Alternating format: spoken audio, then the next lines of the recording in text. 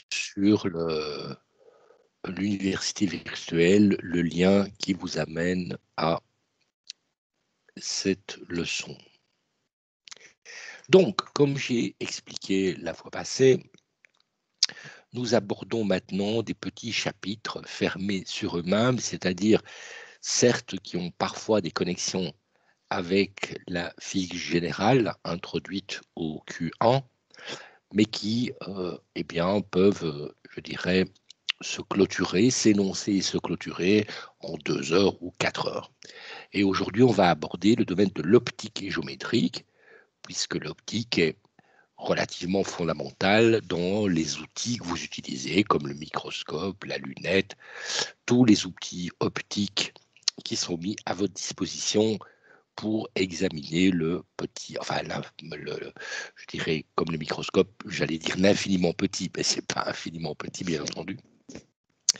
C'est-à-dire pour pouvoir observer les choses, y compris aujourd'hui avec des techniques numériques informatisées qui permettent de traiter une image et de déterminer, par exemple, la concentration de globules rouges, de globules blancs dans le sang de façon automatique. Donc, l'optique géométrique est un sujet que je dis important pour la faculté de médecine. Et effectivement, si vous regardez l'ensemble des examens des autres années, eh bien, dans chaque examen de Q2, c'est-à-dire l'examen de juin, y compris dans le concours vétérinaire, il y a toujours une question d'optique, puisque fondamentalement, il s'agit d'appliquer les équations des droites, donc quelque chose de relativement simple à manipuler.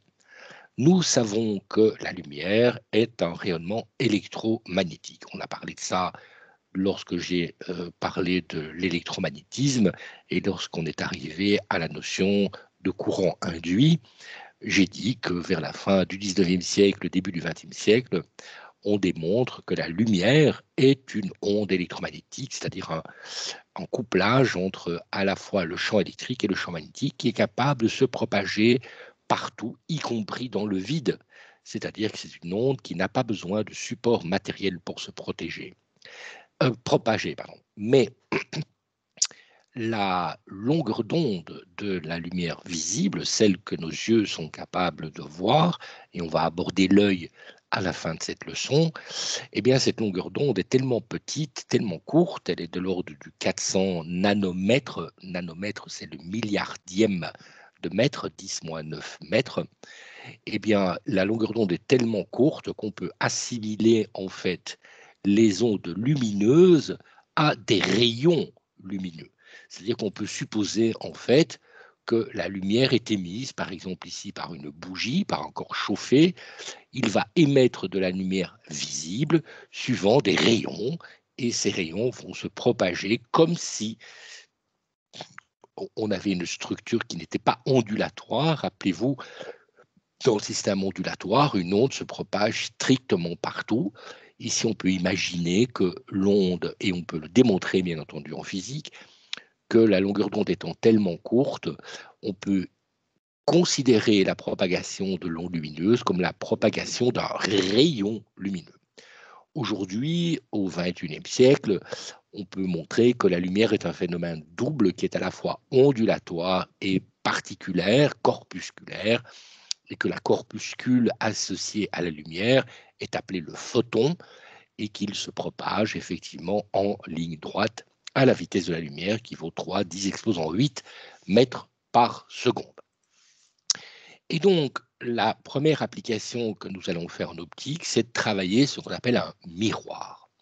Le miroir a une propriété particulière, c'est de réfléchir. C'est une des propriétés, rappelez-vous, des ondes. Les ondes peuvent être réfléchies ou bien diffractées et réfractées, pardon.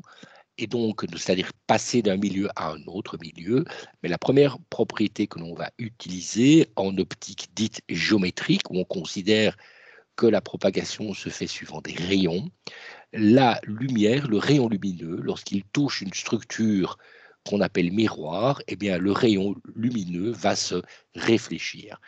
Et la réflexion a donc un angle de réflexion, ici le rayon rouge et le rayon qui a été réfléchi par la structure qui est là, eh bien l'angle de réflexion est égal à l'angle d'incidence.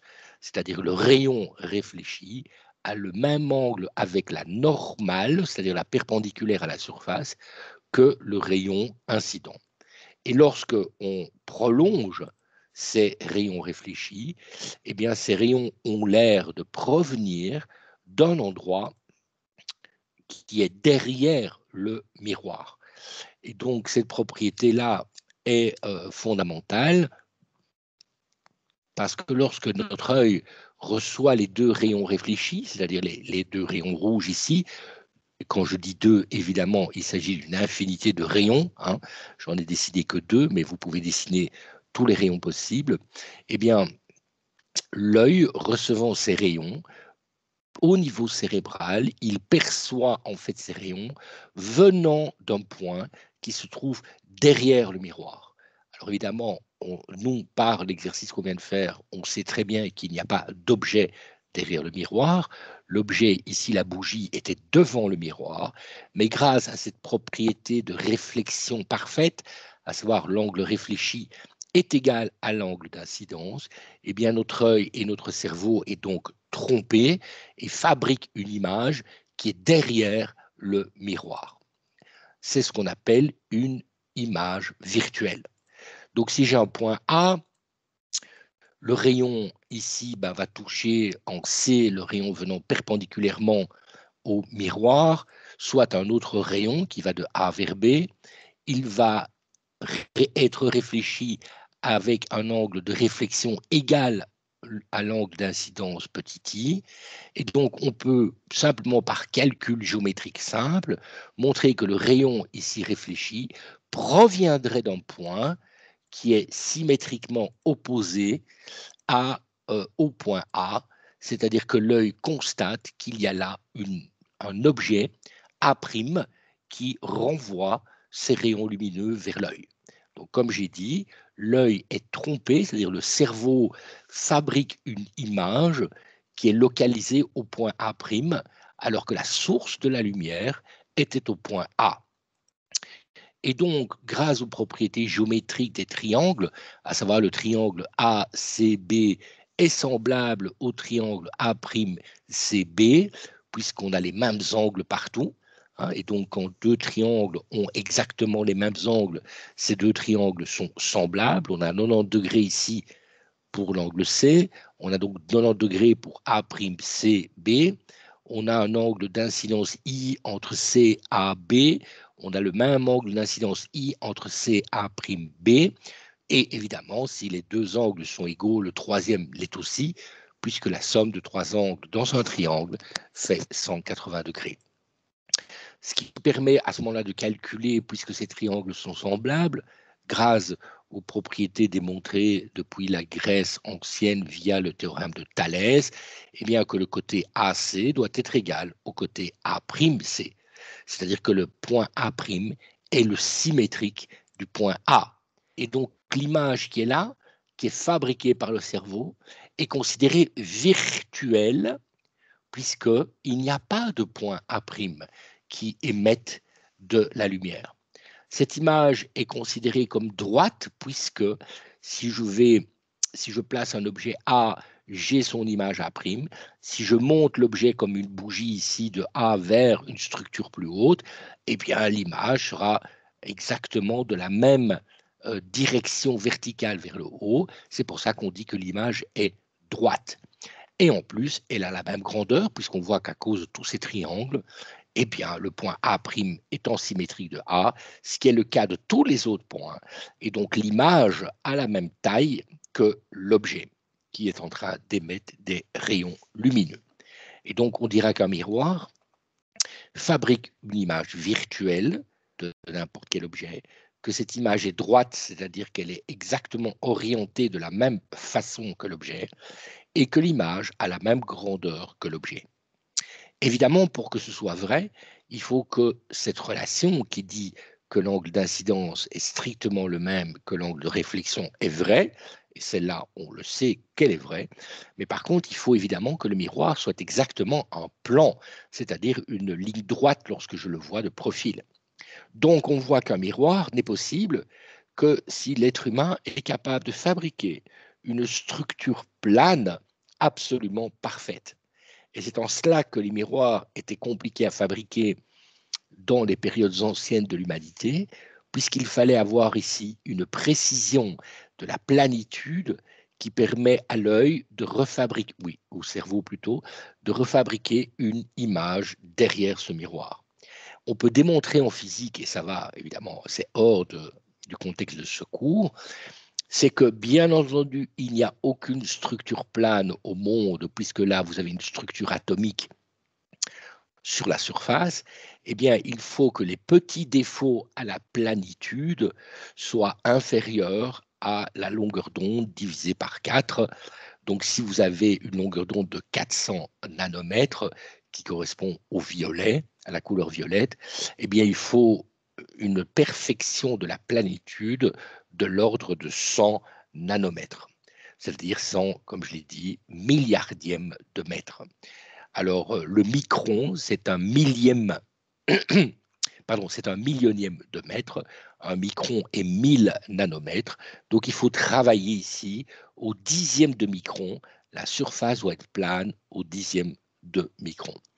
Les êtres humains ont compris cela en constatant qu'en polissant des structures métalliques, en arrivant à enlever les différentes aspérités, on était capable de fabriquer ici une structure réfléchissante qui fabrique bien une image virtuelle derrière. On peut comprendre aussi qu'historiquement, la fabrication des miroirs, par exemple à Venise, avait un coût relativement élevé et que si vous regardez dans vos cours d'histoire, eh bien, le prix de miroirs de taille raisonnable était quasiment l'équivalent du prix d'une maison, et que donc seules, évidemment, les personnes relativement riches étaient capables d'avoir un miroir. Aujourd'hui, eh bien, on est capable de construire une structure plane au nanomètre près, et donc on est capable de fabriquer des miroirs de grande taille de façon industrielle, ce qui a évidemment fait baisser considérablement le coût. L'idée aussi de la construction de ce miroir, c'est que le miroir ne fabrique, comme je l'ai dit, une image virtuelle que des rayons qui viennent frapper ce miroir. Et donc, on peut parfaitement résoudre, grâce à l'utilisation des lignes droites, grâce aux équations des droites, le problème suivant qui consiste à dire, bah, si j'ai un objet d'une hauteur L, donc ici un personnage dont l'œil est situé à une hauteur L par rapport au sol, que ce personnage est à une distance D de ce miroir, que le miroir, lui, n'a qu'une distance petit l, qui est située à une hauteur grand H du sol, eh bien, quelle est la proportion de l'image visible par le personnage qui est ici? Et donc, effectivement, si vous dessinez les rayons lumineux qui partent de l'œil et qui aboutissent aux extrémités du miroir, eh bien, grosso modo, vous voyez que eh bien, le miroir est capable de renvoyer une image ici du sol jusqu'au pied, mais que la hauteur maximale possible, visible par le personnage, est au niveau ici du nombril, vers la moitié du corps du personnage, de l'image virtuelle du personnage dans le miroir. On peut donc calculer finalement ce qu'on appellera une situation limite, qui consiste à placer un miroir de telle façon à voir entièrement l'image du personnage et donc de voir complètement le personnage dans le miroir. C'est-à-dire de répondre à la question: quelle doit être la taille du miroir et à quelle hauteur dois-je placer un miroir pour que le personnage qui se regarde dans le miroir voit une image virtuelle complète de sa silhouette, c'est-à-dire qu'il est capable de voir aussi bien ses yeux que la pointe de ses pieds. Et donc, si je construis les deux rayons fondamentaux, le rayon qui passe par la fin du miroir et qui arrive au pied du personnage virtuel, c'est-à-dire de l'image virtuelle du personnage, et le rayon qui va de l'œil du personnage à l'œil de la partie virtuelle de ce personnage, eh bien, j'ai évidemment deux triangles semblables.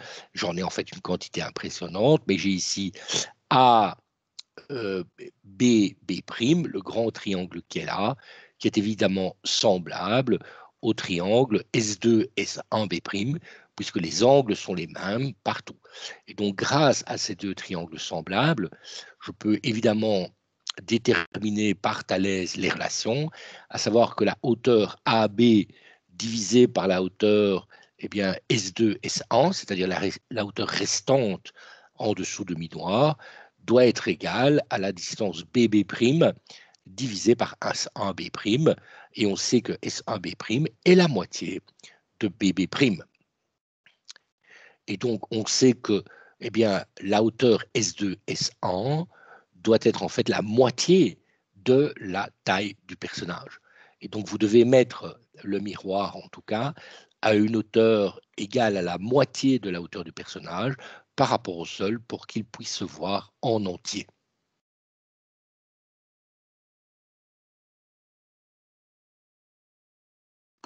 À part les miroirs, qui sont évidemment certes utiles, mais qui n'apparaissent pas beaucoup dans les systèmes optiques, sauf dans ce qu'on appelle les jumelles, entre autres.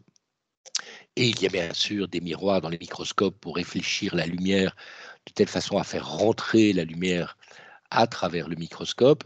Il y a une deuxième propriété fondamentale qui est la réfraction, le fait donc que l'onde lumineuse peut passer d'un milieu, par exemple même du vide, dans un autre milieu.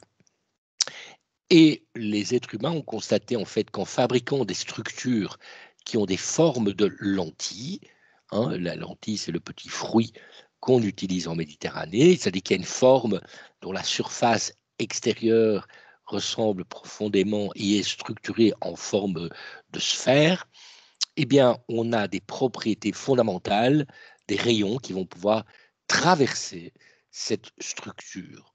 Donc, l'être humain a construit une structure en volume qui a cette forme qui est en verre, par exemple, qui est transparente à la lumière visible, mais dont la forme rappelle la lentille.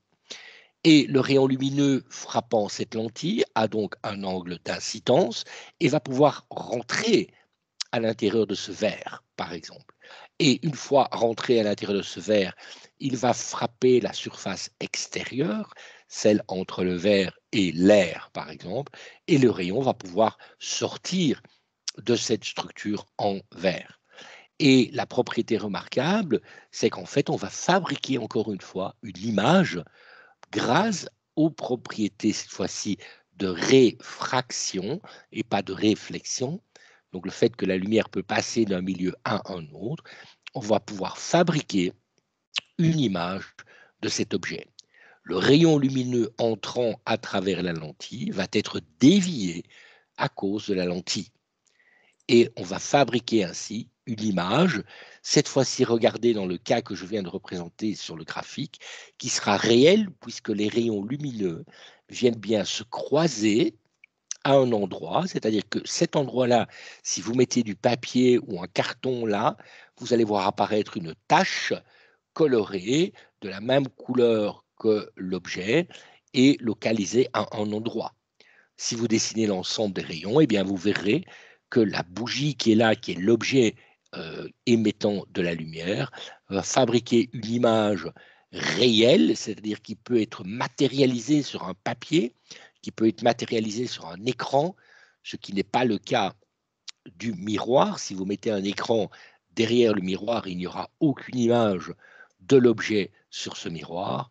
Par contre, à travers une lentille, il y aura bien une image formée sur l'écran derrière la lentille. Alors dans ce cas qui est là, le cas qui nous occupe ici, le cas que j'ai dessiné, l'image est bien réelle puisqu'on la voit sur l'écran. Elle est inversée, c'est-à-dire que cette fois-ci, ben, le haut est en bas et le bas est en haut, c'est-à-dire que la position verticale est inversée. Et les grandeurs, la grandeur de l'image n'a rien à voir avec la grandeur de l'objet. Et donc, il y a des grandeurs différentes entre l'image et l'objet. Tandis que, rappelez-vous, dans le miroir, la grandeur était exactement la même. Il y a deux types de lentilles utilisées dans l'optique géométrique, des lentilles qu'on appelle convergentes et des lentilles qu'on appelle divergentes. Le mot convergente et divergente tient simplement au comportement des rayons sortant de ces lentilles. Donc voici une lentille en verre. On a envoyé 3 faisceaux laser sur cette lentille. Vous pouvez constater les rayons réfléchis, puisqu'il y aura toujours une partie réfléchie inévitablement, et une partie entrante dans la lentille. Après, cette partie rentrante ressort de la lentille et va former un point qui correspond à l'image des rayons lumineux entrants. Ces rayons peuvent être convergents, d'où le nom de lentille convergente. De même, ces rayons peuvent être divergents, c'est-à-dire que les rayons sortant de cette lentille, et regardez sa forme, ce sont de nouveau des sphères, mais cette fois-ci creusées à l'intérieur du verre, plutôt que ajoutées à la structure de verre. Donc ici, la lentille convergente a une structure sur laquelle on a ajouté en quelque sorte une partie de verre de forme sphérique, tandis que la lentille convergente, divergente, pardon, on a enlevé des parties sphériques. Les rayons sortant de là, eh bien, sortent de façon divergente, d'où le nom de lentille divergente. Et lorsqu'on prolonge ces rayons, eh bien, ces rayons semblent provenir d'un point fictif devant la lentille. Tandis que pour la lentille convergente, les rayons se croisent à un endroit précis, qui est donc l'image réelle du point en train d'émettre ces 3 rayons. Tandis qu'ici, les 3 rayons divergents ne peuvent pas former une image réelle, mais il y aura bien une image ici virtuelle. Les prolongements de ces rayons semblent provenir d'un point, comme le miroir, semblent provenir d'un point devant la lentille. Et donc, on peut résumer l'ensemble des propriétés des lentilles par un certain nombre de lois. On a des lentilles physiques, en voilà quelques-unes. J'ai montré uniquement les lentilles convergentes avec 2 parois sphériques, mais vous pouvez parfaitement avoir des lentilles convergentes avec une paroi sphérique et une paroi plane, ou bien, regardez ici, 2 parois sphériques, mais qui ont des rayons différents, et l'un est creusé et l'autre est ajouté. De même, dans les lentilles divergentes, eh bien, vous avez 2 creusements. C'est la lentille que je vous ai montrée sur la dia précédente, mais il y a d'autres profils possibles de lentilles divergentes. Ces lentilles étant creusées ou ajoutées par des sphères, les sphères ont des centres et le rayon qui lie les 2 centres s'appelle l'axe optique de la lentille. Et, première propriété fondamentale, quand un rayon passe par l'axe optique, il n'est jamais dévié par la lentille. Donc le rayon qui arrive par l'axe optique, qui est la droite qui lie les 2 sphères qui ont servi à construire ces lentilles, eh bien ce rayon n'est pas dévié. Deuxième propriété fondamentale, un rayon qui est parallèle à l'axe optique, donc un rayon qui est parallèle à l'axe que je viens de définir, eh bien, va ressortir en passant par un point particulier qui se situe sur l'axe optique, et ce point particulier porte le nom de foyer image de la lentille. Et il est appelé grand F pour foyer, indice I, image de la lentille. Quand un rayon passe par contre par le symétrique de ce foyer image, donc le foyer image est un point quelque part sur l'axe optique. Si vous prenez le symétrique par rapport à la lentille de ce foyer image, vous fabriquez un foyer objet. Et lorsque le rayon passe par le foyer objet, il ressort parallèlement à l'axe optique. C'est-à-dire que la propriété 2 et la propriété 3 sont tout à fait symétriques l'une de l'autre. Un rayon parallèle à l'axe optique passe par un foyer. Un rayon passant par un foyer ressort parallèlement à l'axe optique. Et la propriété que j'avais annoncée ici pour définir foyer image et foyer objet, le foyer objet et image sont à la même distance du centre optique de la lentille. Et enfin, ce qui va distinguer les lentilles convergentes des lentilles divergentes, le foyer image pour une lentille convergente est de l'autre côté de la lentille par rapport à l'objet. Donc si l'objet est à gauche, le foyer image est à droite pour une lentille convergente. Tandis que pour une lentille divergente, elle est du même côté, à savoir si l'objet est à gauche, le foyer image est à gauche. Ce qui permet d'expliquer la divergence des rayons lorsque la lentille est divergente et la convergence des rayons quand la lentille est convergente. Du point de vue dessin, on peut imaginer un objet, le voilà, une lentille, et on indique du point de vue symbolique si la lentille est convergente ou divergente par l'orientation des flèches en fin de ligne. Donc, on dessine une lentille comme étant une seule flèche, donc on ne dessine pas son épaisseur.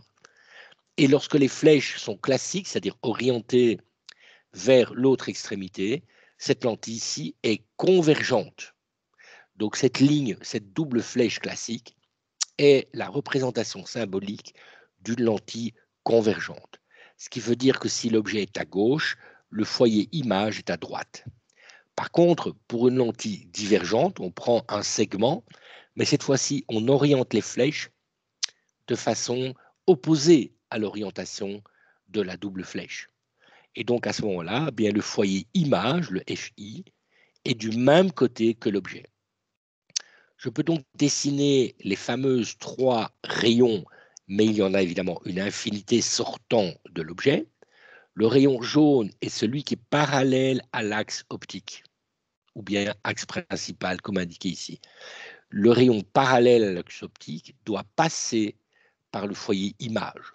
Donc le rayon jaune est diffracté par la structure de lentille et est renvoyé en passant par le foyer image.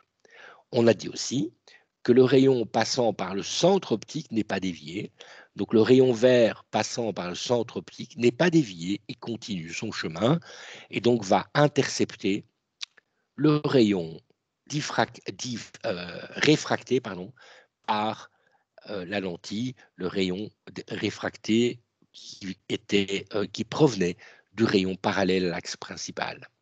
Et enfin, le rayon passant par le foyer objet, le rayon rouge, va ressortir de façon parallèle.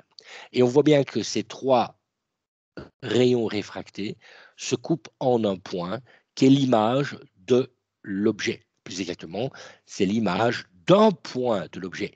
Il faut recommencer évidemment avec tous les autres points de l'objet. Ces 3 rayons ne sont que 3 exemples. Il y a évidemment une infinité de rayons. Dans ce schéma qui est là, on dessine toujours la lentille plus grande que la taille nécessaire des rayons, mais ce n'est absolument pas une obligation puisque la définition qu'elle a ne tient pas compte de la taille de la lentille. Donc, regardons ce qui se passe dans une lentille divergente. Le rayon parallèle ressort en passant par le foyer image. Mais comme le foyer image est à gauche, on voit bien que le rayon diverge et s'éloigne vers le haut. Le rayon passant par le foyer objet, mais le foyer objet est de l'autre côté de la lentille. Donc le rayon n'arrive jamais à atteindre le foyer objet. Il rencontre la lentille divergente après et il ressort parallèlement à l'axe optique. Donc on voit bien que le rayon jaune et le rayon rouge divergent. Et enfin, le rayon vert passant par le centre n'est pas dévié. Encore une fois, les 3 rayons sont divergents. Leur prolongation semble provenir d'un point qui est donc bien l'image virtuelle, puisque je viens de dire semble provenir d'un point, et cette image virtuelle est droite. Regardez l'orientation de l'image par rapport à l'orientation de l'objet.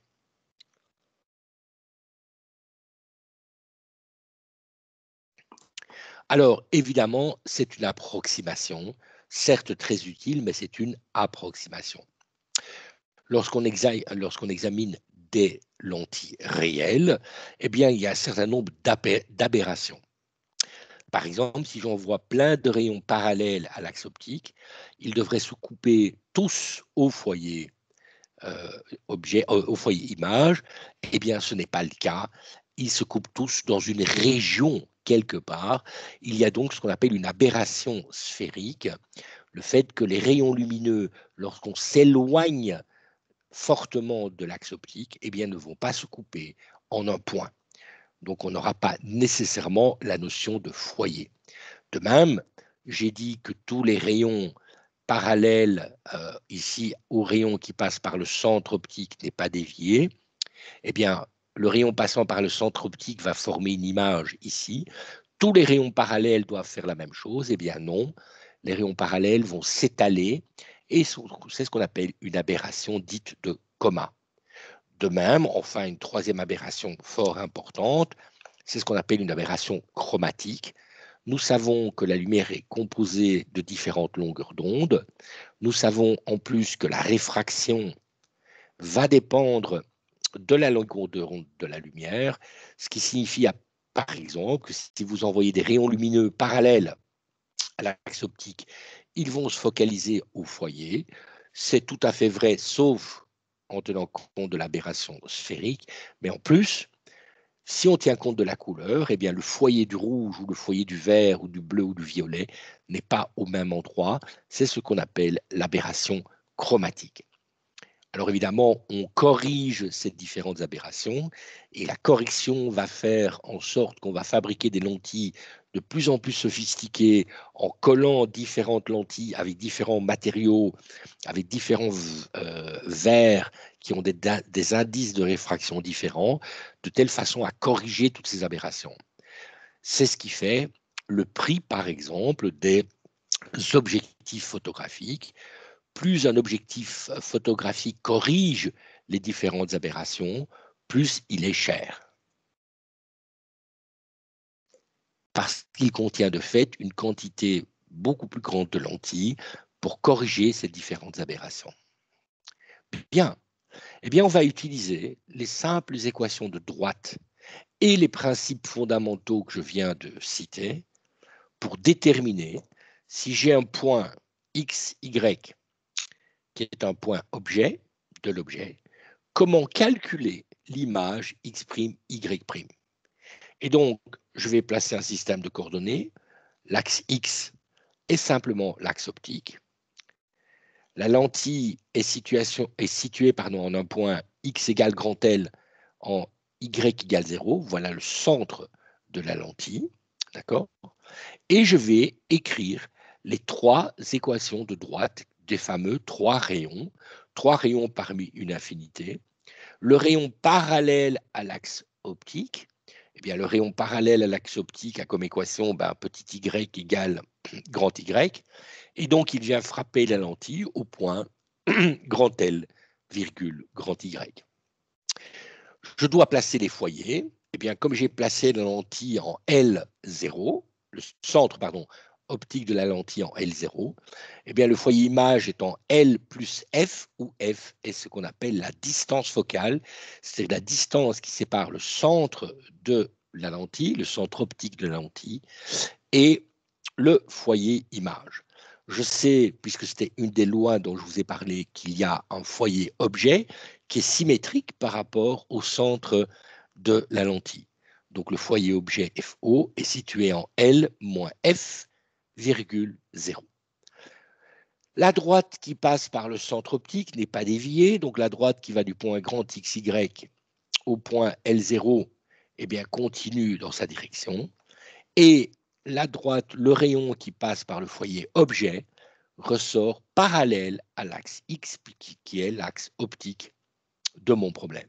Donc la droite qui va de XY en L-F0, cette droite-là vient frapper la lentille à un endroit et va ressortir parallèlement et couper les autres droites en un point à déterminer qui est l'image du point grand X, grand Y.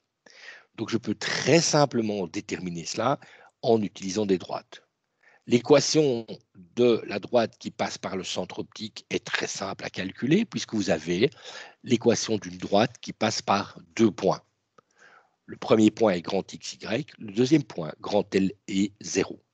L'équation de cette droite, c'est petit y moins grand Y, qui est l'ordonnée de l'objet, égale grand Y sur X moins L, grand X moins L, qui est la fameuse pente de cette droite, qui est donc le delta Y, c'est-à-dire Y moins 0, divisé par le delta X, qui est grand X moins L, multiplié par X moins le point d'où je pars, c'est-à-dire X moins grand X.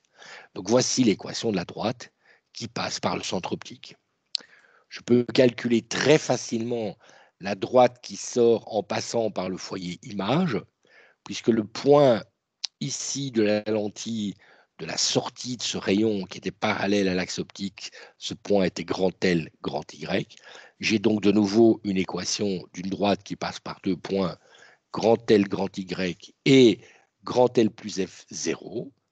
Donc la droite, c'est petit y moins grand Y égale le delta Y, c'est-à-dire ça, l'ordonnée grand Y moins 0 divisé par grand L moins grand L plus F, donc ça fait moins F, multiplié par petit x moins grand L, qui est le point, un des points utilisés pour la construction de cette droite. Donc j'ai bien deux équations de droite simples, j'oublie la troisième puisqu'elle va de toute façon venir couper les deux autres au même point. Je peux donc déterminer en résolvant ces deux droites le point d'intersection. En cherchant quelle est l'intersection de ces deux droites, je peux directement trouver l'intersection x', y', c'est-à-dire l'image de l'objet. Et donc j'ai grand x' égale, regardez, c'est une équation qui paraît abominable, et bien voilà une des équations que vous ne devez pas mémoriser, puisque je vais toujours la donner dans tous les examens. L'image x', donc la position de l'image x' sur l'axe x, est moins tel carré où L est la position du centre optique, plus grand L plus F, attention petit f, n'est pas la position du foyer, mais la distance focale, puisque L0 est le centre, L plus F0 est la position du foyer image, donc petit f est la distance focale, fois grand X, divisé par petit f moins grand L plus X, et de même, Y' égale la distance focale petit f fois Y, divisé par petit f moins L plus grand X. Les coordonnées grand X, grand Y sont les coordonnées de l'objet. Si j'ai mis ici grand X égale L, eh bien, si mon objet est à gauche, eh bien, mon grand X doit être plus petit que grand L, évidemment. De même, si mon point est vers le haut, le grand Y est plus grand que 0, il est donc positif. Si le point est vers le bas, eh bien, grand Y est négatif. Regardez cette relation, elle est linéaire en Y, c'est-à-dire que Y' est proportionnel à Y. Si vous doublez la taille de l'objet, eh bien, vous doublez la taille de l'image. Par contre, elle n'est pas du tout linéaire en X. Regardez, le numérateur est proportionnel à X, le dénominateur aussi. Donc, vous avez une fraction. Donc, la position X' de l'objet n'est pas du tout proportionnelle à la position X' de l'image n'est pas du tout proportionnelle à la position X de l'objet. Par exemple, dans l'exercice suivant, j'ai pris une lentille convergente, regardez la position des flèches. J'ai pris un foyer image placé, disons, à 2 cm. Le foyer objet est à moins 2 cm. J'ai décidé de prendre un objet qui est un polygone régulier. A, B, C, D, etc. 1, 2, 3, 4, 5, 6, 7, 8, 9, 10, 11, 12 points placés de façon tout à fait symétrique et régulière. Eh bien, l'image de ce polygone régulier, regardez, n'est pas du tout un polygone régulier. A' est localisé à cet endroit, je n'ai qu'à calculer où est l'image grâce à l'équation que j'ai donnée.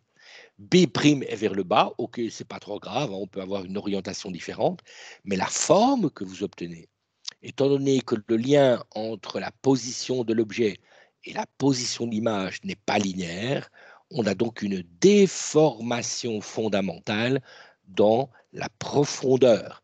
C'est-à-dire que quand vous êtes loin, le point A est loin que l'autre point diamétralement opposé, eh bien, regardez ici, le point A' et le point opposé, eh bien, n'est absolument pas la même. Il n'y a pas de proportionnalité entre les différentes positions des objets et les différentes positions en X des images. Par contre, ça reste proportionnel sur la hauteur, c'est-à-dire sur Y. C'est-à-dire que si la hauteur de ce point-là est, disons, 1,3 fois la hauteur de point B, eh bien, la hauteur de ce point-ci, qui est C', disons si ça c'est C, eh bien, sera en la même proportion que la hauteur du point B'. Donc, vous avez une proportionnalité parallèlement à la lentille, mais pas du tout de proportionnalité perpendiculairement à la lentille.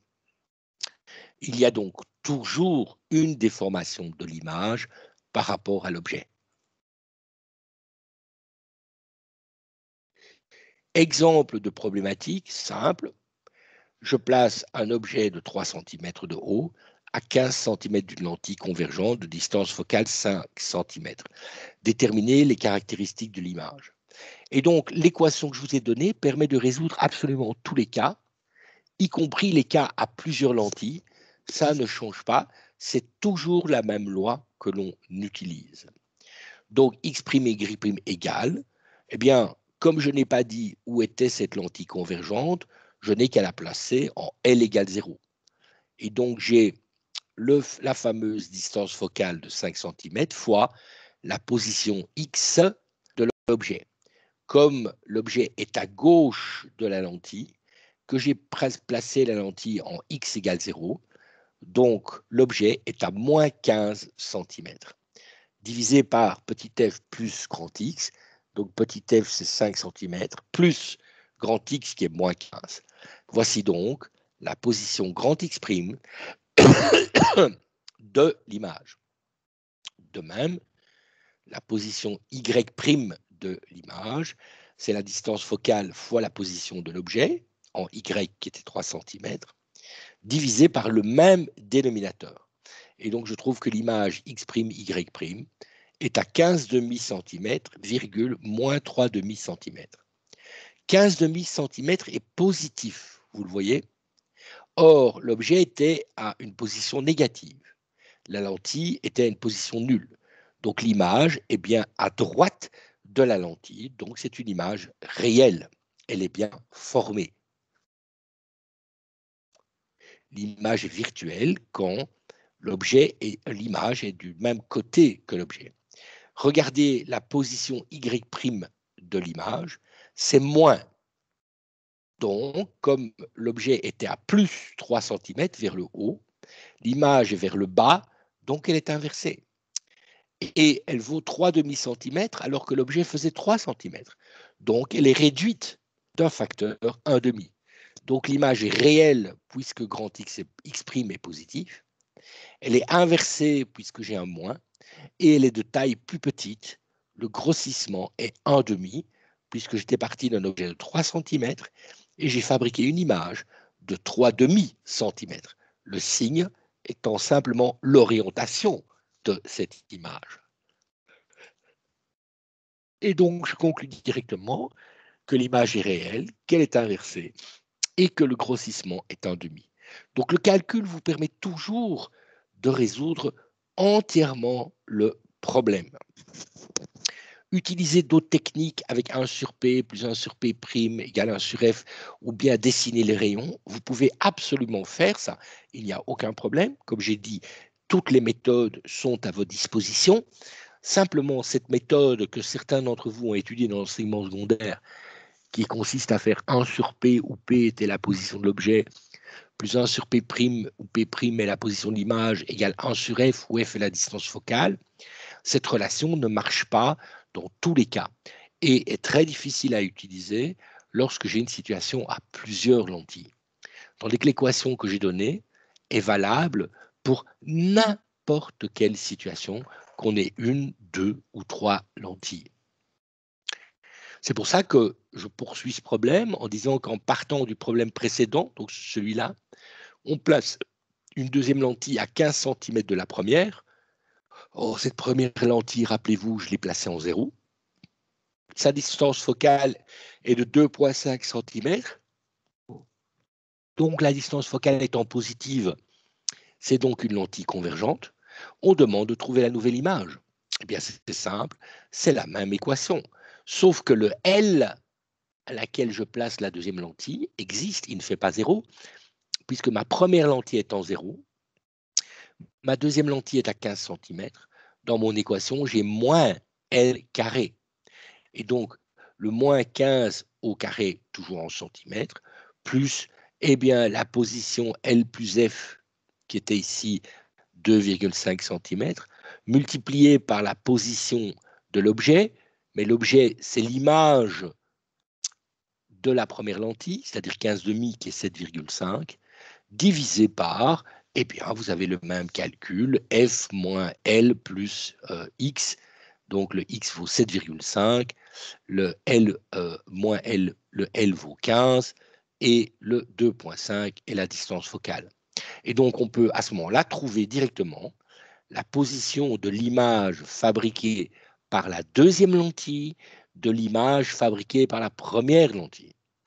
Et donc, l'équation répétée 2 fois nous amène à montrer que l'image finale à travers 2 lentilles est simplement 18,75 cm. Ah, chouette, elle est positive, donc elle est de l'autre côté, donc elle est réelle. Le Y vaut 0,75 cm. Ah, il y a un plus là, elle est positive, donc elle est orientée de la même façon, donc c'est une image droite. Et la taille est de 0,75 alors que la taille de l'objet était 3 cm. Donc, il y a un grossissement inférieur à 1. L'image n'a pas été grossie, mais diminuée en taille. D'accord, de 3 cm, vous êtes passé à 1,5 pour la première lentille. Et encore une fois, divisé par 2. Donc, vous êtes au quart de la distance, de la taille de l'objet. On peut évidemment le tracer avec les rayons. Voici ma première lentille, je l'ai mise en 0.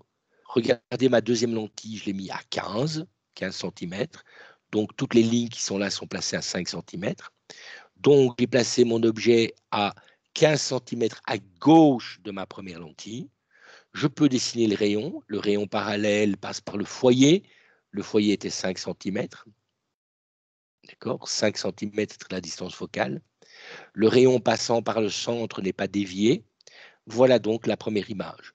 Je peux aussi dessiner le rayon passant par le foyer objet. Il ressort parallèle. Les 3 rayons rouges sont les 3 rayons fondamentaux de ma première lentille. Ils se coupent bien en un endroit et donc je peux dessiner l'image de ma première lentille. De ma première lentille, je repars. Le rayon qui passe par le foyer objet de ma deuxième lentille qui est à 2,5 cm. Comme ma lentille est à 15, je suis donc à 12,5. Le rayon vert passant par le foyer sort parallèle, c'est le violet ici, le bleu. Le rayon passant par le centre optique n'est pas dévié, donc j'ai l'autre rayon bleu. Et le rayon parallèle à l'axe optique ressort en passant par le foyer image de ma deuxième lentille. Et on voit bien que ces 3 rayons fondamentaux se coupent en un point. Je peux donc dessiner l'image de ces 2 lentilles. L'image est bien droite, c'est-à-dire orientée de la même façon. Elle est bien plus petite. Et j'ai ma coordonnée en 18,75. Regardez, 15, 16, 17, 18, virgule des cacahuètes, presque 19. Et la taille, eh bien, ça c'était 1 cm de haut. Vous voyez ici que vous avez à peu près 0,75 cm.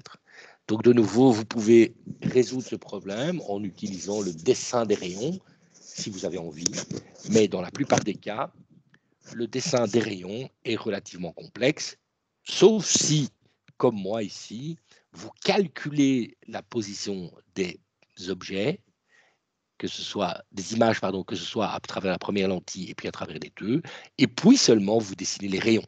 Donc moi, évidemment, ici, je l'ai fait comme ça. J'ai fait calculer par ordinateur où était l'image finale, l'image intermédiaire, et puis j'ai dessiné, bien entendu, les rayons.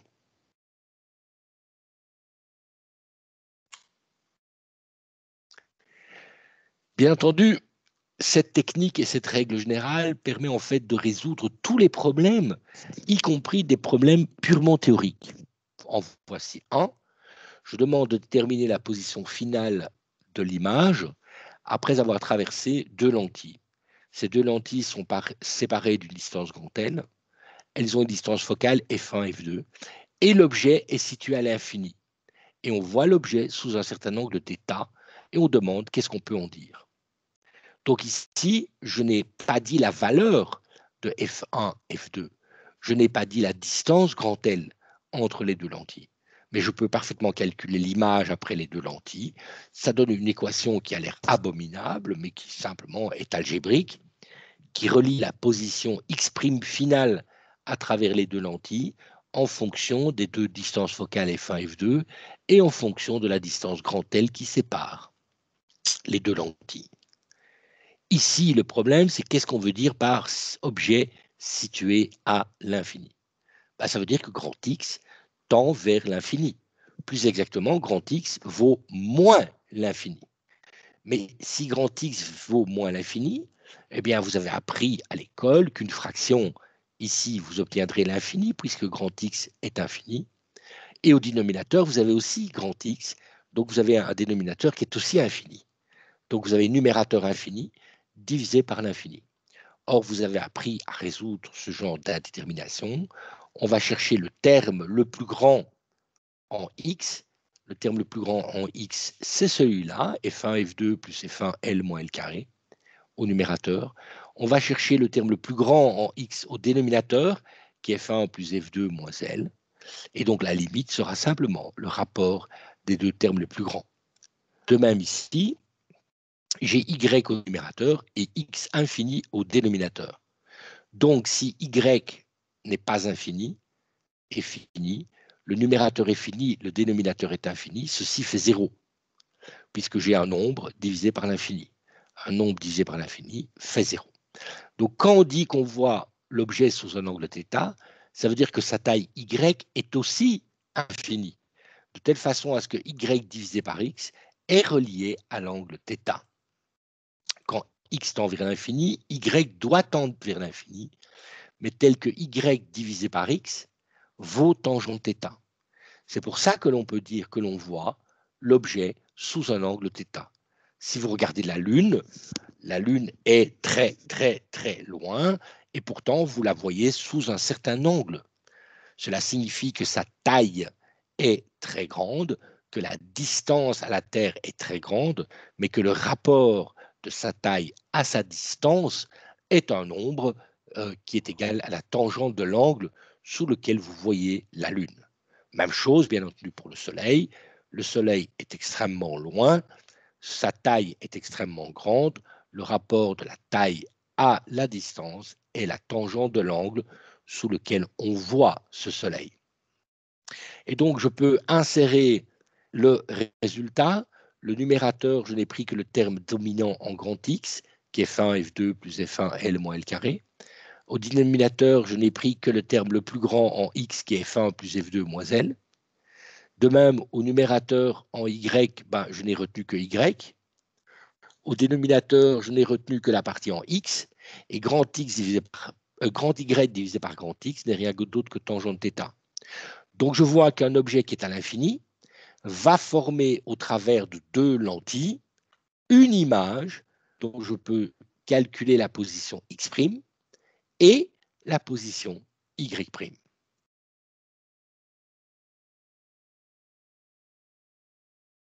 Qu'est-ce qu'on peut en dire? Eh bien, on voit quelque chose d'immédiatement, c'est qu'au dénominateur, j'ai f1 plus f2 moins L. Cela veut dire que si le dénominateur est nul, c'est-à-dire si f1 plus f2 est égal à L, alors l'image x' est à l'infini, puisque le numérateur n'est pas nul, le dénominateur est nul, donc l'image est à l'infini. Mais non seulement x' est à l'infini, mais y' aussi est infini, puisque y' c'est f1, f2 tangente θ sur f1 plus f2 moins L. Le numérateur n'est pas nul, le dénominateur est nul, donc j'ai l'infini. Donc mon image est reprojetée à l'infini. Donc à nouveau, je peux me demander, ok, je suis à l'infini, x' vaut l'infini, oui, mais y' aussi, donc sous quel angle je vois l'image finale? Et donc je fais à ce moment-là le rapport des deux, y' divisé par x' n'est pas l'infini, puisque les deux dénominateurs disparaissent. Et donc, je vois bien que même si l'image est à l'infini, le rapport de la taille de l'image à la position de l'image est un nombre qui est la tangente de l'angle θ' sous lequel je vois cette image. Je peux calculer cet angle. Tangente θ', c'est f1, f2, tangente θ divisé par l'autre. Et comme grand L est f1 plus f2, je montre très facilement algébriquement que la tangente sous laquelle je vois l'image est moins f1, f2, la tangente sur laquelle je voyais l'objet sans les lentilles. Et donc, le moins signifie évidemment que l'image est inversée si f1 sur f2 est positif, mais surtout f1 sur f2, et bien maintenant, si je prends f1 sur f2 beaucoup plus grand que 1, j'aurai donc un angle θ' beaucoup plus grand que l'angle θ. Et donc, j'aurais fabriqué ainsi deux lentilles qui voient une image finale θ' sous un angle beaucoup plus grand que je ne voyais l'objet quand je n'avais pas ces lentilles, puisque je voyais l'objet sous un angle θ. Et donc, j'ai fabriqué ainsi une lunette astronomique. Si les angles sont petits, les tangentes peuvent être exprimées, peuvent être reliées aux angles. J'ai donc un j'ai donc un grossissement angulaire. Excusez-moi. J'ai donc un grossissement angulaire. Oh là là. J'ai donc un grossissement angulaire qui est égal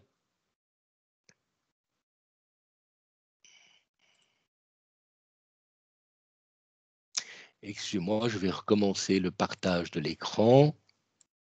Voilà. Hop. Voilà qui est fait. Et donc, j'ai un grossissement angulaire qui est donc supérieur à 1. Je peux donc observer l'objet à travers deux lentilles. J'ai fabriqué ce qu'on appelle une lunette astronomique. Et donc, la première lentille f1 doit avoir une distance focale grande, la deuxième lentille f2 d'avoir une distance focale petite, tel que le rapport f1 sur f2 est beaucoup plus grand que 1. Et donc, la première lentille, on appelle souvent cela l'objectif, puisque c'est lui qui est le premier reçoit les rayons lumineux de l'objet. La deuxième lentille f2 est ce qu'on appelle l'oculaire, parce que c'est là où on va mettre son œil. Et si, comme je l'ai dit, la distance focale de l'objectif est beaucoup plus grande que la distance focale de l'oculaire, vous allez avoir un grossissement de l'image, et donc l'image que vous obtenez est beaucoup plus grande visuellement, et vous êtes donc capable de voir les détails de cette structure.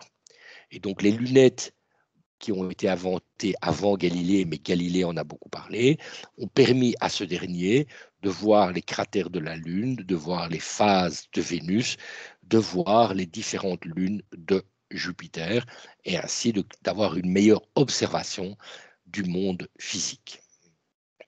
Voilà, il est 13h58. Je propose une petite pause de telle façon à prendre un petit café pendant 5-6 minutes. Donc, à tout de suite. Si vous avez bien entendu des questions, n'hésitez pas.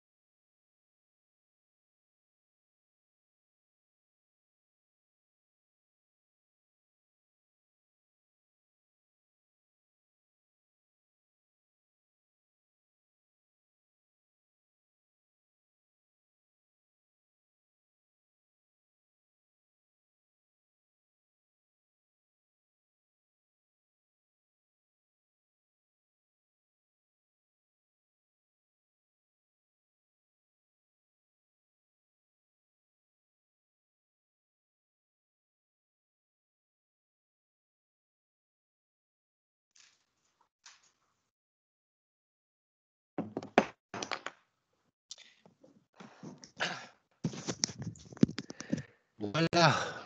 Oui, il y a apparemment des questions, en tout cas une. Est-ce que y est forcément à l'infini? Pour le x, je comprends. Alors, le y, s'il n'est pas à l'infini, comme y divisé par l'infini ferait alors 0, l'image est formée sur l'axe optique. C'est tout. Donc, simplement, l'image aurait une taille nulle. Vous êtes d'accord? Puisque le y' serait 0. Donc, avoir une image nulle, de dimension nulle, n'est pas très intéressante.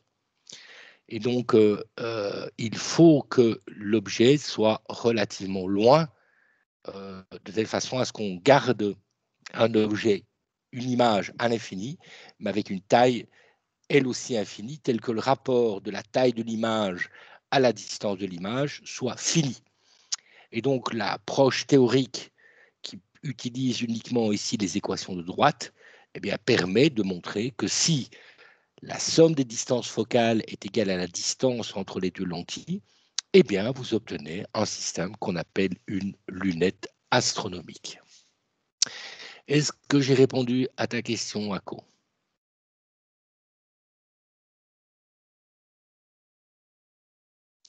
Okay. Donc, je peux évidemment dessiner cette situation.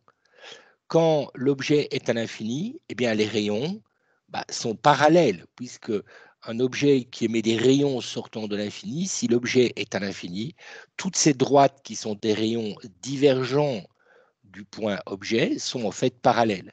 Et donc, les rayons parallèles que vous voyez ici forment tous un angle θ et viennent de l'infini.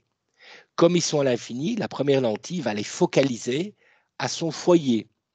Et donc, tous ces rayons parallèles vont venir se focaliser là où le rayon qui passait par le centre optique intercepte le plan où se trouve le foyer.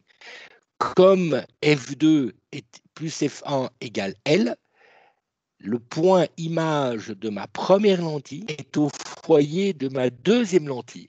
En conséquence, si je dessine les rayons, le rayon passant par le centre n'est pas dévié. Le rayon parallèle sort par le foyer image. Donc, les deux rayons qui sont là sont de nouveau parallèles. Et donc, on voit que comme les deux rayons sont parallèles, l'image x', y' est bien à l'infini, mais avec un autre angle θ'. Et donc, on a bien, grâce à cette technique, une augmentation de l'angle. Donc, θ' sera plus grand que θ. Ce qui signifie que l'image que vous voyez est beaucoup plus étendue que l'image que vous verrez à l'œil nu. Demain, je peux faire exactement le même calcul, mais cette fois-ci en collant une lentille sur une autre. Donc on dit, tiens, déterminer la position de l'image finale après le passage de deux lentilles, mais qui sont collées l'une sur l'autre. C'est-à-dire que la lentille, la première a une distance focale f1, la deuxième a une distance focale f2, mais cette fois-ci, les deux lentilles sont à grand L égale 0. Et donc, je peux de nouveau calculer x', y'. Comme il n'y a pas de L, puisque L égale 0, j'obtiens une forme qui me paraît un peu bizarre, qui me paraît complexe. Mais quoi qu'il en soit, si je résous, si je simplifie la notation qui est là, je m'aperçois en fait que deux lentilles collées l'une sur l'autre de distance focale f1, f2 correspondent à une seule lentille. Regardez ceci, c'est l'image d'une seule lentille, mais où la distance focale f est une combinaison linéaire un peu compliquée, pardon, non linéaire un peu compliquée des deux distances focales. Donc, si je colle une lentille sur une autre lentille, ou bien, évidemment, coller est un peu compliqué, disons que si ces deux lentilles sont extrêmement proches l'une de l'autre, deux lentilles s'ajoutent, un peu comme les deux résistances électriques s'ajoutent, comme les deux condensateurs, comme les deux selfs, etc. On a des lois de combinaison. Ici, la loi dit que la distance focale de deux lentilles collées l'une sur l'autre est égale à la distance focale de la première fois la deuxième divisée par la somme des deux. Et en fait, cette loi peut paraître compliquée, mais si on inverse 1 sur f, ça devient simple. 1 sur f égale 1 sur f1 plus 1 sur f2. C'est-à-dire que cette loi qui paraît compliquée devient extrêmement simple si, au lieu d'utiliser la distance focale, on utilise l'inverse de la distance focale. Comme l'inverse de la distance focale s'additionne lorsque je mets une lentille sur une autre lentille, eh bien, les physiciens, mais aussi les opticiens, les ophtalmologues, utilisent une notion qu'on appelle la puissance optique. Et la puissance optique est simplement 1 divisé par la distance focale. Donc, les unités, c'est 1 divisé par des mètres. Alors, on aurait pu utiliser des mètres exposant -1, mais voilà, les opticiens et tous ceux qui travaillent en optique utilisent plutôt que 1 sur des mètres, un autre nom, utilisent le mot dioptrie. C'est-à-dire que 1 divisé par la distance focale en mètres s'exprime en dioptrie. Et donc, quand vous achetez des lunettes, comme par exemple les miennes, qui sont des lentilles convergentes, elles sont à plus 2 ou 2,5 dioptries. Ça veut dire que 1 sur la distance focale égale 2. Donc la distance focale est 1 divisé par 2 en mètres.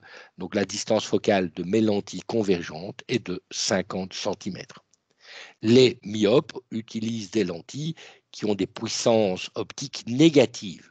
Cela signifie que leurs lentilles sont des lentilles divergentes, puisque rappelez-vous, la distance focale, si elle est positive, note une lentille convergente, puisque le foyer est à droite de la lentille, c'est-à-dire du côté image, tandis que si la distance focale est négative, le foyer image est du même côté que l'objet, et c'est une lentille divergente.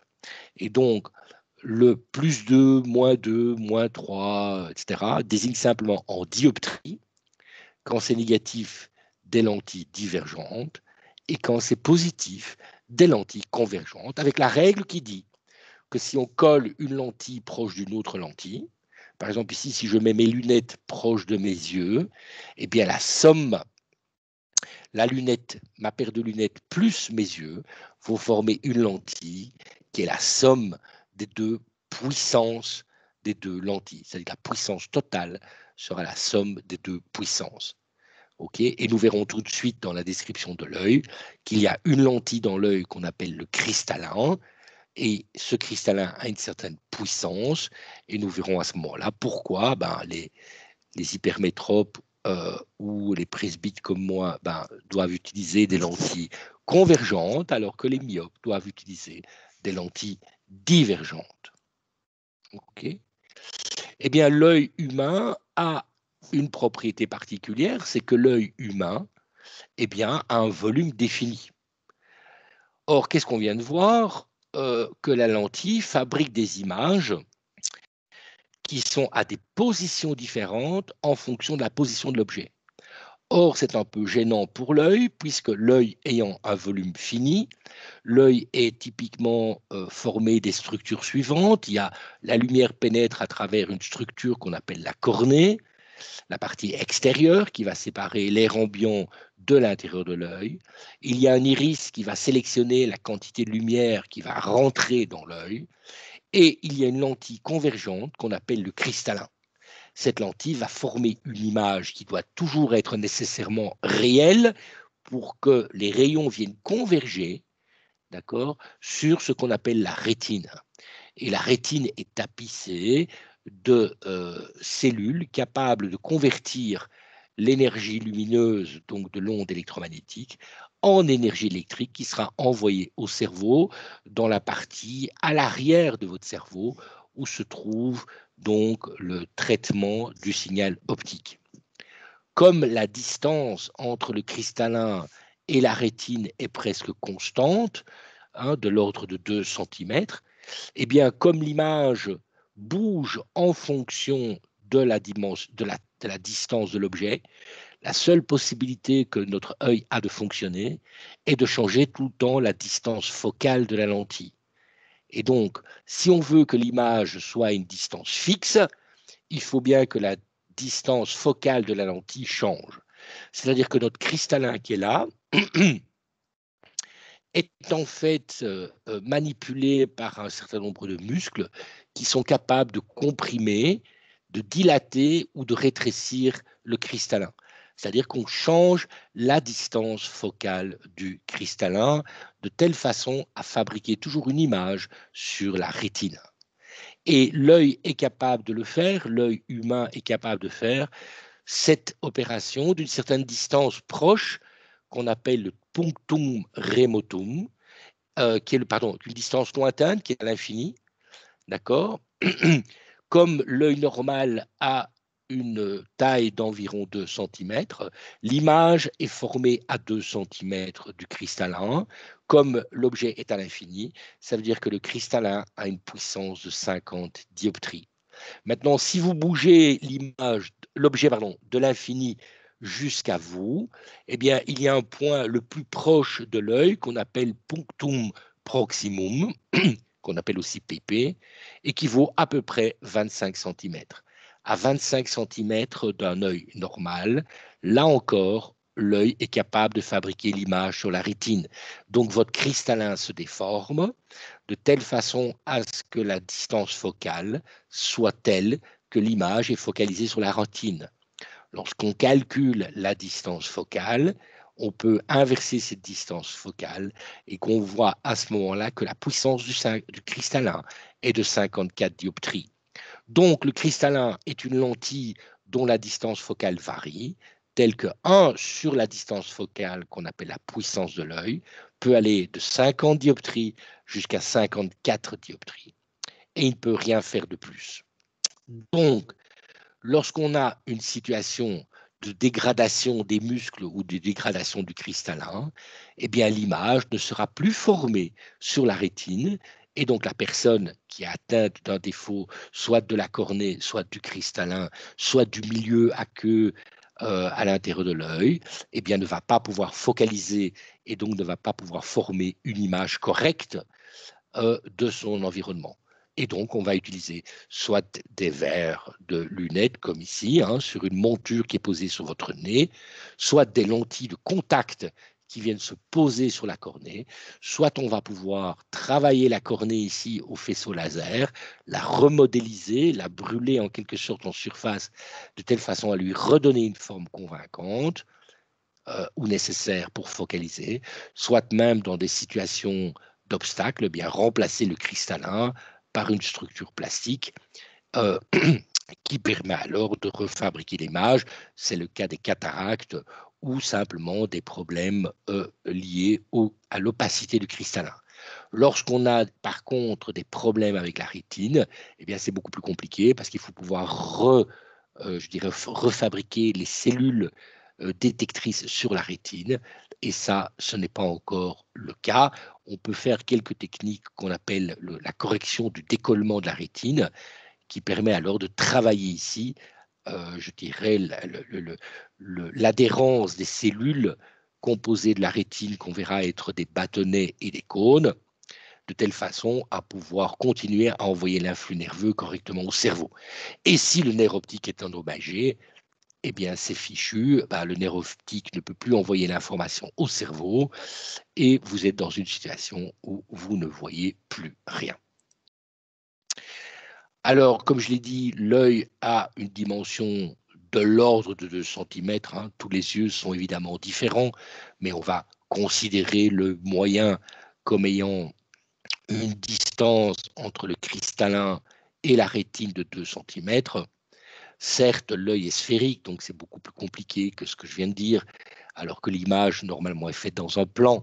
Mais quoi qu'il en soit, notre cerveau est adapté à ce genre de déformation. Et la rétine est tapissée de 2 types de cellules, d'une part d'à peu près 6 millions de cônes et 110 millions de bâtonnets. Les cônes sont sensibles à la couleur, c'est-à-dire il y a 3 types de cônes qui sont capables de réagir au rouge, au vert et au bleu, tandis que les bâtonnets réagissent à n'importe quel type de couleur et sont surtout sensibles à l'intensité lumineuse. La distribution de ces cônes et de ces bâtonnets est très différente dans l'espace. Regardez ici le dernier graphique où 0 degré est le centre de l'œil. Eh bien, vous allez avoir des bâtonnets distribués autour de l'axe central, alors que les cônes vont se situer en grande majorité à l'axe central. Donc la perception de la couleur se fait au centre de vos yeux, tandis que la perception de l'intensité lumineuse est plus importante sur les côtés de l'œil. C'est pour ça qu'on peut parfaitement voir scintiller une étoile dans la nuit. Quand votre œil regarde dans une direction, vous pouvez parfaitement voir scintiller à droite ou à gauche une étoile. Et si vous tournez votre tête pour observer cette étoile semble disparaître simplement parce que vous mettez l'étoile en face de vos cônes. Et comme les cônes, l'intensité lumineuse n'est pas suffisante, eh bien, vous ne réagissez pas, vous ne voyez plus cette étoile en quelque sorte.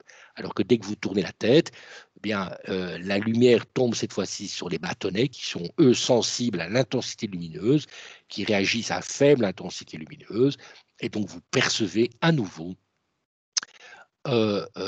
cette étoile. Il existe une zone qu'on appelle le point aveugle, situé à peu près à 20 degrés par rapport à l'axe central de votre œil, où il n'y a plus, quasiment plus de cônes et plus de bâtonnets. C'est une zone aveugle, n'est-ce pas, nécessaire où il n'y a plus de cellules qui détectent. Et donc, si l'image se met à cet endroit-là, à l'endroit du point aveugle, eh bien, votre cerveau ne perçoit pas, ne reçoit plus aucune information venant du système optique, c'est-à-dire de vos yeux. Nous avons 3 types de cônes. Certains animaux n'en ont que 2, comme par exemple le chien, mais certains oiseaux en ont 4, c'est-à-dire que la perception de la couleur va dépendre de l'animal et va donc, chez nous, on va décomposer en 3 couleurs fondamentales, rouge, vert, bleu, alors que, comme je l'ai dit, c'est certains oiseaux, ils ont une division en 4 types de couleurs, donc une richesse de couleurs plus importante que nous, alors que d'autres animaux n'ont que 2 types de cônes et donc ont un panel de couleurs moins important que nous en termes de détection faite par le cerveau. Alors évidemment, lorsqu'on est myope, l'œil normal va de 50 à 54 dioptries. Eh bien, grâce à la règle qui dit qu'on corrige en ajoutant une lentille, la puissance s'ajoute simplement lorsqu'on colle cette lentille. Eh bien, le myope, lui, il a une dioptrie, une puissance du cristallin qui va de 52 par exemple à 56. Eh bien, on va lui mettre un -4 ou un -2 de telle façon à ce qu'il puisse voir de 50 dioptries à 54 dioptries. Donc, on va lui coller une correction de -2 dioptries, tandis que l'œil hypermétrope ou l'œil presbyte, qui était presque équivalent, eh bien, lui, il a un pouvoir d'adaptation, comme on dit, de 48 dioptries à 52, donc il ne sait pas bien voir de près, et on lui rajoute un +2 dioptries. De même, le presbyte, lui, va de 50 à 52, donc il ne voit pas bien de près non plus. On va lui coller, lui aussi, une correction de 2 dioptries. Il va voir de 52 à 54, et donc il ne va pas bien voir à l'infini. D'accord? Tandis qu'un hypermétrope continue à voir à l'infini de façon correcte, même avec la correction de ses lunettes. Donc la différence entre un hypermétrope et un presbyte, c'est qu'un presbyte, lorsqu'il met ses verres de correction, ne voit plus correctement à l'infini, c'est-à-dire à 50 dioptries. Il voit de 52 à 54, il sait parfaitement lire son journal, mais il ne voit plus avec ses lunettes à l'infini. Pour voir à l'infini, il doit enlever ses lunettes, et là, il voit correctement à l'infini. Tandis qu'un hypermétrope, il voit correctement à l'infini, même avec ses lunettes. Tandis qu'un myope, eh bien, classiquement, il ne sait pas atteindre 50 dioptries, donc il ne voit pas bien à l'infini, mais il voit très bien, même de très près, regardez à 56 dioptries. Et donc, si vous collez un journal à 10 cm d'un myope, il est capable de lire, alors qu'un œil normal, j'ai dit, ne peut pas voir, ne peut pas focaliser, ne peut pas réaliser une image à moins de 25 cm de son œil. Et donc, pour un myope, on va lui utiliser une correction négative. Et puis, évidemment, avec l'âge, puisque ça dépend aussi de l'âge, je dirais la flexibilité du cristallin, eh bien, vous aviez des yeux qui sont à la fois myopes et presbytes. Et donc là, il faut 2 types de lentilles, une lentille convergente et une lentille divergente. Donc, c'est très compliqué. C'est pour ça qu'on utilise la terminologie de lentille double foyer, à savoir on a un foyer à distance positive comme les lentilles convergentes, et un foyer négatif pour les lentilles divergentes. Et là, on fabrique à ce moment-là des verres de façon très compliquée. La partie du dessus du verre permet de voir de loin, alors que la partie du dessous du verre permet de voir de près, puisque le comportement normal fait que lorsqu'on lit un texte, on baisse les yeux, et donc la lumière vient traverser le bas des lunettes, alors que lorsqu'on regarde loin, on va plutôt avoir de la lumière qui traverse le haut des lentilles, et donc la technique, c'est de fabriquer une lentille compliquée qui est à la fois divergente au-dessus et convergente en bas. Donc vous imaginez la forme de cette lentille. Et évidemment, ce qu'on appelle les doubles foyers, du point de vue technique, sont plus compliqués et donc coûtent beaucoup plus cher. Et bien voilà, encore une fois, cette leçon est terminée. Elle est postée évidemment sur l'université virtuelle depuis maintenant au moins 1 ou 2 semaines. Vous voyez le titre, c'est BIME 16, il est marqué BIME VT numéro 16 en format PDF. Et bien entendu, dès que j'aurai le cours sous format vidéo, je posterai le film sur YouTube.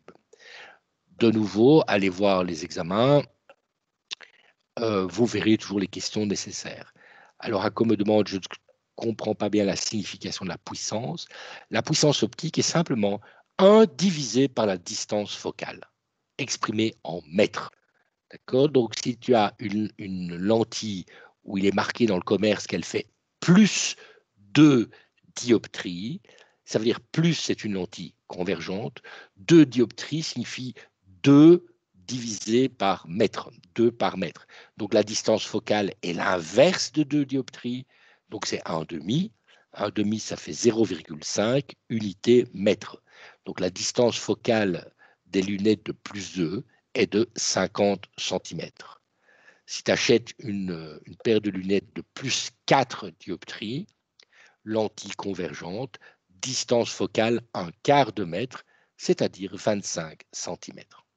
Si tu achètes une lentille de moins, donc des lunettes de moins 1 dioptrie, ça veut dire que la lentille est divergente, c'est le moins. 1 dioptrie, 1 sur 1, ça fait évidemment 1. Donc la distance focale est de 1 mètre. Donc une paire de lunettes de moins 4 dioptries, c'est une paire de lunettes divergente. La puissance est 4, donc la distance focale est 1/4 de mètre, donc 25 cm. C'est OK, Ako? Oui? Parfait. Eh bien, donc, je vous vois encore demain. Demain, enfin, vous voir. Disons que je vous ai donc en Teams demain. Demain, nous sommes le 2 mars et moi, le cours est aussi à 13 h. Est-ce que vous pouvez confirmer que le cours est bien demain à 13 h? Et donc, demain, on abordera un deuxième sujet, encore un sujet fermé sur lui-même, et ce sera probablement les rayons X, puisqu'on est toujours dans la thématique des ondes et de l'application des systèmes d'ondes, même si ici c'était de l'onde à longueur d'onde très courte, c'est-à-dire de l'optique géométrique.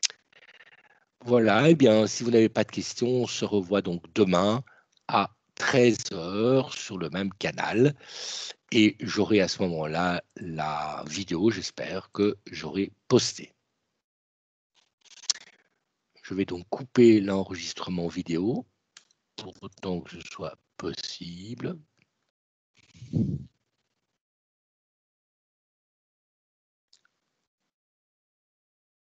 Voilà.